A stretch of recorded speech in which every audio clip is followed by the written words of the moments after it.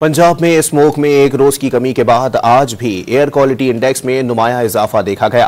फिजाई आलूदगी में लाहौर दुनिया में दूसरे नंबर पर है। सूबे में स्मोक के पेश नज़र स्कूल्स, मार्केटें और पार्क्स समेत तफरीही मकामात पर पाबंदियों में 24 नवंबर तक तौसी कर दी गई।